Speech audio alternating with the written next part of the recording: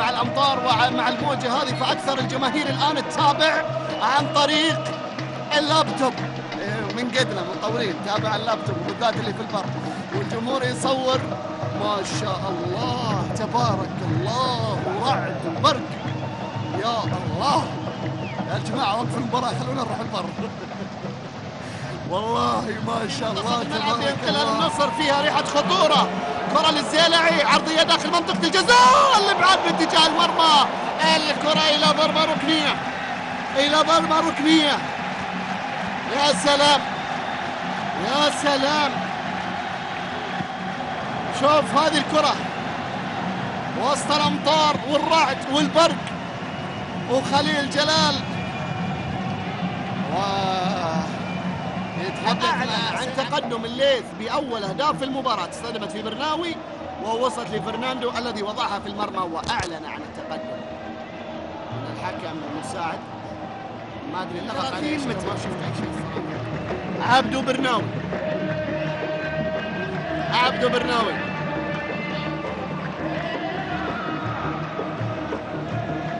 برناوي الآن لمصلحة النصر. عبدو بيجرب وبيسدد، والكرة جميلة ولكنها بتعرض العارضة إلى خارج الملعب، ضربة مرمى إلى خارج الملعب، ضربة مرمى. ناصر في الملعب لديه لاعب أجنبي واحد وهو الحاج بوقش، ولديه في دكة البدلاء ريتشي، بينما غياب لواغنر وكيم اللاعبين الأجنبيين الآخرين. وبات من حكم المؤكد طبعا مغادرة الأجانب الثلاثة، ولا زالت هناك قويل بالنسبة للحاج. ملعوبة الكرة على الطرف الأيمن للغامدي، خالد يا سلام، عدى من واحد والثاني من اثنين أجانب محترفين. كرة بيلعبها، الكرة راسية من سعود لكنها بتعدي إلى خارج الملعب، ضربة مرمى.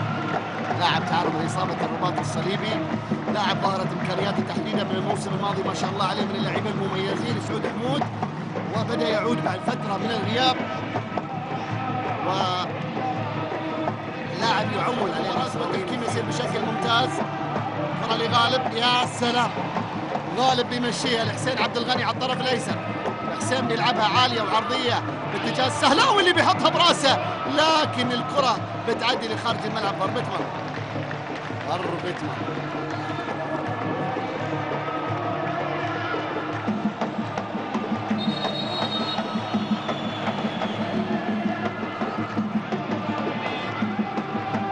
جانب من حضور، طبعا الامطار اثرت على الحضور الجماهيري، لكن شفنا حاله لما في تمرين النصر ملعب النصر امتلأ بالعشاق والمحبين والمتيمين لهذا الفريق، لفريق نادي النصر.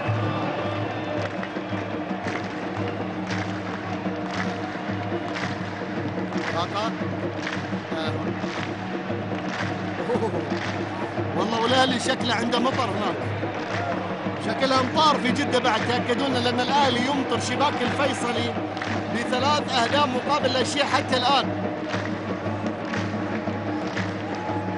الأهلي يتقدم على الفيصلي ب3 أهداف مقابل لا شيء.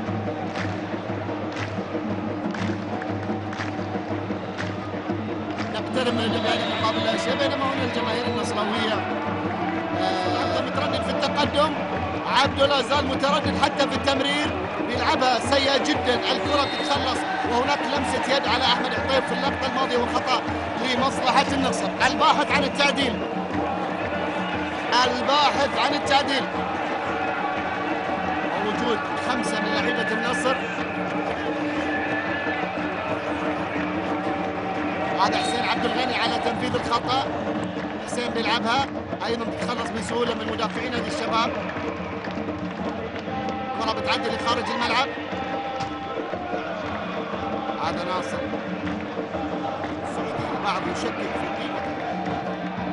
كره ملعوبه للغامدي، كره بتلعب لكنها بتتخلص، بتعود الكره لسعود امام المرمى لكنها بتتخلص الى خارج الملعب. عرضيه للنصر امام المرمى، بيشيلها الاسطى من على خط المرمى. شايف هذه الكرة اللي لعبها سعود حمود ممتازة، لكن الاسطى تمركزه على القائم الأول، وبالتالي الزيلعي تقدم ممتاز لبوقش. الحاج مشاها لخالد داخل منطقة الجزاء، الكرة راسية، السلام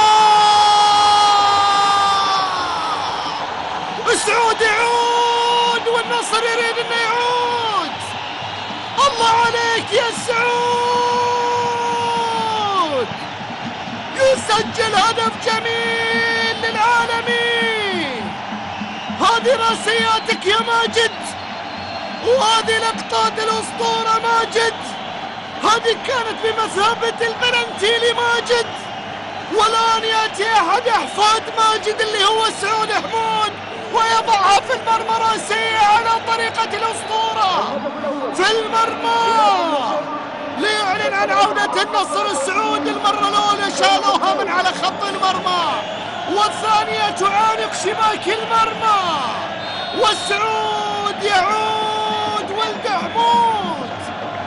السعود ولد حمود يجعل النصر يعود 1-1 في دور الثمانية، في ثنيان جديد، في سامي جديد، في حمزة جديد. نتمنى لكن مثل هذه الأساطير لا تتكرر، لكن هذه الأسماء الآن تنتفض جماهير النصر. هذه جماهير النصر اللي لما تكون في وضعها الطبيعي وفريقها في وضعها الطبيعي تخلي الليل نهار لأنها شمس مضيئة. النصر بوجه جميل وبأداء وكرة أمام المرمى. السلام!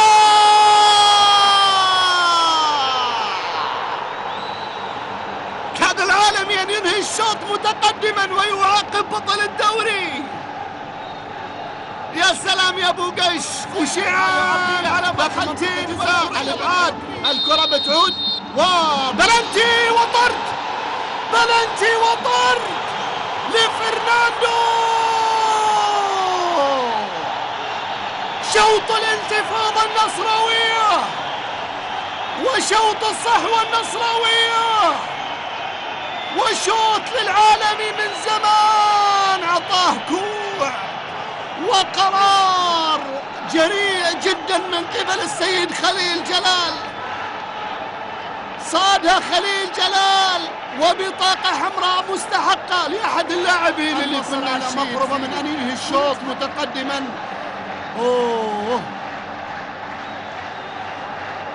إذا شوط الانتفاضة النصراوية كبيرة في لقطة مؤثرة جدا. فكونا من اسطوانة الخواجات، والله يهم سووا بلاوي. وفرناندو لن يترك أرضية الملعب مطرود. وآخر لقطات وبالعربي ركلة جزاء. وهنا الحاج بوقش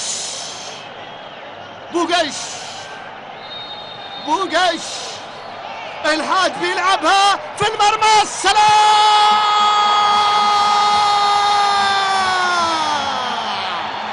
فرحة عالمية للعالم النصر، لفارس نجد، للذهاب لشوط الانتفاضة، لشوط عودة الكبرياء، لشوط المجد، لشوط النصر.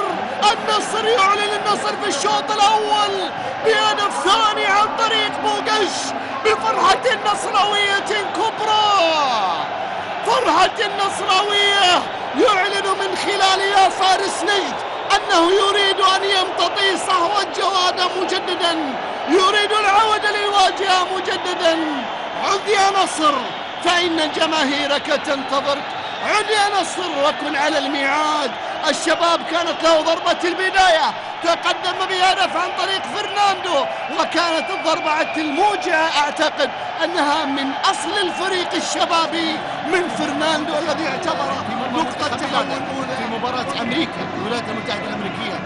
وقتل اسكوبار بعد ذلك من المافيا الكولومبية. اسكوبار بوقش حاول يمر صاحب الهدف الثاني من ركله جزاء. بوقش لعبها حلوه لحسين عبد الغني، تبقى العرضيه المثاليه، كره للنصر عاليه وعرضيه داخل منطقه الجزاء، ابعاد ليس بالمستوى المطلوب. بوقش يحاول يمر، الكره ما زالت لمها محمد سلاوي، بيحاول الكره ما زالت سلاوي بيحاول حصلها لكنها عدت بعد ذلك الى خارج الملعب.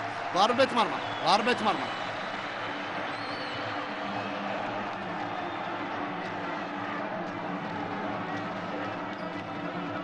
هذه الكرة اللي بذل فيها مجهود محمد، لكن بعد ذلك طالت عليه وعدت إلى خارج الملعب وضربة مرمى. أجواءها ساخنة للغاية. كرة عالية.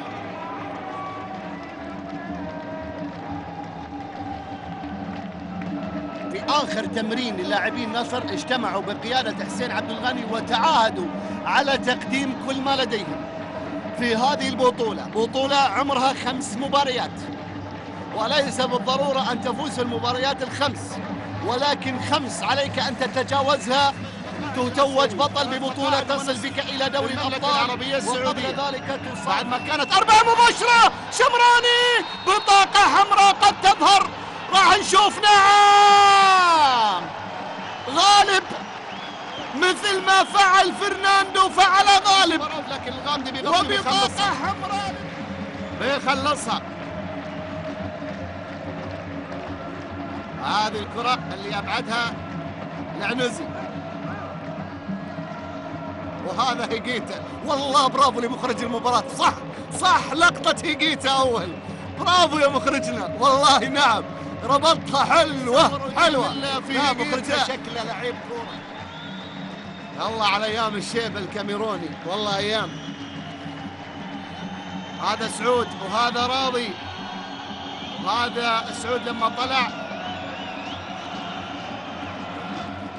يقول لا لا لا لا لا لا، يقول ابغى اكمل. ضرب الاخ وهو صعب الهدف الثاني، الاخ منطرب. اذا عبد الله العنزي يترك ارضيه الملعب، ومشاركه خالد متناول في اكثر من حاله للنصر. خالد راضي الان يجهز المشاركه.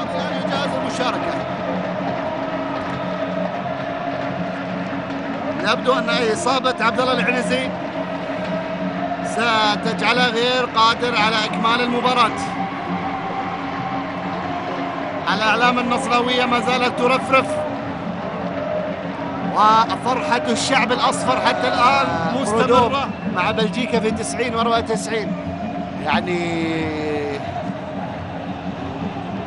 اللي جو من كأس العالم جو عندنا بعد 20 سنة كمدربين، كخبرات نستفيد من خلالها بهذه الأسماء التي كانت حاضرة.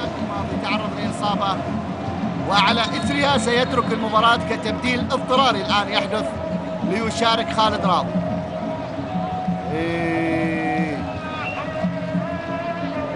منضرب الأخ.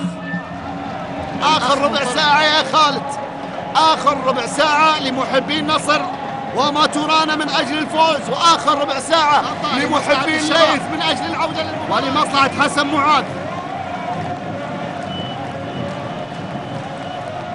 وعادت أمطار الخير والرحمة مجددا. اللهم انصر أخواننا المستضعفين في كل مكان، اللهم انصرهم يا الله. على هذا المنظر، منظر يخلي كبير السن يرجع شاب ينسى مشيبه. أمطار ما شاء الله ما شاء الله. كرة ملعوبة عالية وعرضية داخل منطقة الجزاء أمام المرمى، لا زالت قائمة، وهناك خطأ يحتسب لمصلحة النصر. يلا فرصة يا مخرجنا، عطنا المطر خلنا ننطرد. لا والله يبالها البر، يبالها البر، ويبالها أجواء البر، والكبسة غير هناك، والشاه اللي على المجمر غير هناك. لا لا لا لا، باكر البر هذا إذا ما سرينا الليلة. تلعب رمي التماس، سهلاوي لعبها، بوقش مشاها، سهلاوي لا زال، يا سلام، محمد إلى بوقش، بتعود الكرة لعزيز، يا سلام يا غامدي يا خالد يا عيني. فاول فاول فاول للنصر على مشارف منطقة الجزاء. هل يفجرها النصر مع المطر؟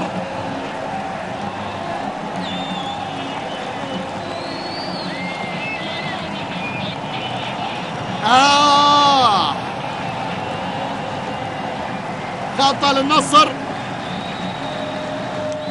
على مشارف منطقة الجزاء بعد مجهود جميل لخالد الغامدي، ونصر متقدم حتى الآن. كرة للنصر ملعوبة، السلام. شيعان يمنع هدف نصراوي. هذه كرة عبدو برناوي لكن شيعان خلصها شيعان.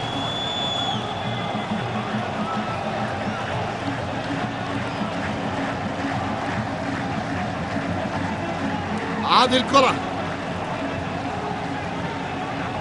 سلامات لي خالد. عاد الحين لو تعور خالد لا قدر الله ما عاد عندهم اللي ينزل هقيته. طبعا هو مساعد مدرب ما يحق له اكيد يشارك، لكن خلاص بيقول لك ما عندنا حد. سلامات لي خالد في مباراة عادت للنصر. الزيلعي الآن بيلعبها ممتازة للسهلاوي للنصر لبوقاش. بوقاش بيحاول يمر تغطية وخطأ للنصر على مشارف منطقة الجزاء وبطاقة صفراء لوليد عبد ربه. بطاقة صفراء لوليد عبد ربه.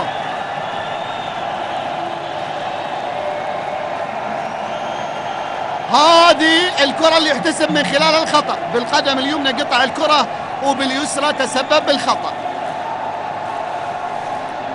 خطأ الآن لمصلحة النصر في الدقيقة 89 من عمر المباراة في يوم مهم جدا للنصراوية. الثالث سيجعل قدما يمنى ثابتة في الدور القادم. السهلاوي على تنفيذ الخطأ. خطأ الآن للنصر. عبد الغني يتركها للسهلاوي. محمد والقحطاني بيجرب في المرمى. الله أمام المرمى والعارضة تبعد. هدف نصراوي محقق. هدف رودوم. جمهور النصر يغني على عشقه النصر، على حبه النصر. اتجه حكم المباراة لإشهار بطاقة صفراء. عدد البطاقات كثير وفي في في في في في في قرار من حكم المباراة بطرد أكيل برودوم. راح نتابع ونشاهد. طرد منو؟ برودوم. اهدى يا كوتش، اهدى يا كوتش، يا كوتش اهدى. يا لها من مباراة شهدت كل الأحداث، يا لها من مباراة شهدت كل شيء، كل شيء. اقترب النصر كثيرا من أن يثبت ابتسامته وابتسامة محبيه في مباراة اليوم من تحقيق فوز مهم خارج أرضه على الشباب حتى ينتظره بفرص عليها. كرة ومن خلالها يعلن السيد خليل جلال نهاية هذه المباراة في يوم الانتفاضة النصراوية، في يوم عودة النصر إلى أيامه. هي مجرد مباراة لكن أعطت إيحاء بأن النصر قادر على أن يعود. قدم مباراة كبيرة هو والشباب في مباراة اليوم، مباراة مثيرة شهدت الكثير. لم تحسم الأمور بعد، فهناك مباراة إياب. مباراة إياب ستجمعهم يوم الأحد القادم في ملعب يحتسب لملعب النصر، وبالتالي النصر يقدم وجها حسنا في مباراة اليوم، ينتصر على حساب شقيقنا.